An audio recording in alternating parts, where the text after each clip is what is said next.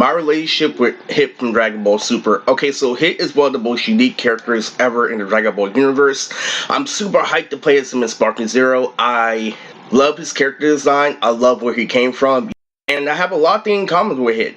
There's my freshman year in high school. There's my obsession for Frieza. There's the red eyes like Jonah.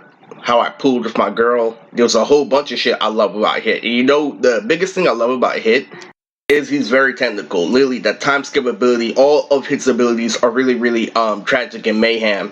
And I felt like he did really good against Jiren in a tournament, even though he lost. Now that's some perspective for you, because when it comes to technicality, he's equivalent to, you know, Neji from Naruto, and Neji did die. And Jiren is the Madara of Dragon Ball.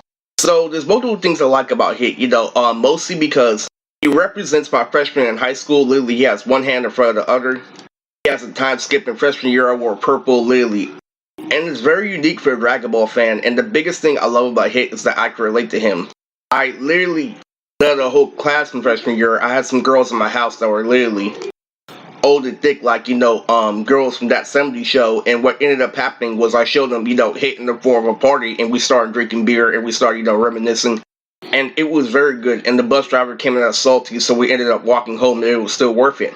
So another thing I love about Hit, I was keeping up with him in Dragon Ball Super, you know, when I was kind of homeless, you know, I was kind of living in a group home. What happened was I watched Dragon Ball Super on my phone when I was up to date, and it was crazy. I just got high, literally, from a bum down the street, literally, and I ended up watching the current episode of him versus Jiren, literally, anywhere I could, whether I downloaded the episode on my laptop or watched my phone, I still watched Hit.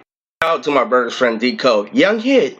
Also, I had a rap battle, you know, with Hit versus Zamasu in Dragon Ball Super, you know, where this guy named Joey J for Life stole my bars in the library. He also stole my lyrics in the library, and what ended up happening was I had Flow, you know, the Mimic Kid, you know, also while I was, you know, listening to Geekdom 101, playing my, you know, Mobile strategy of how I'm gonna, you know, get rich before 30.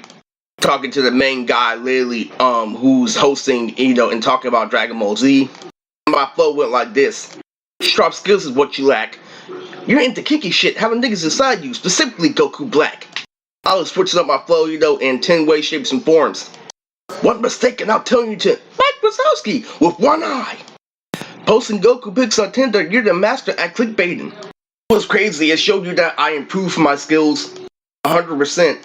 Then there was this one line, like, all I have to do is put you in a cage with Broly, and he'll say, Kakarot in the story.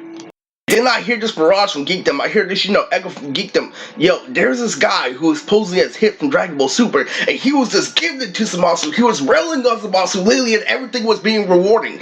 I love Hit all around because he's a technical fighter that you can relate to in a UFC fashion. Literally, he's always a universal character or universal traits. I feel like you should rewatch Super in order for you to respect and understand Hit.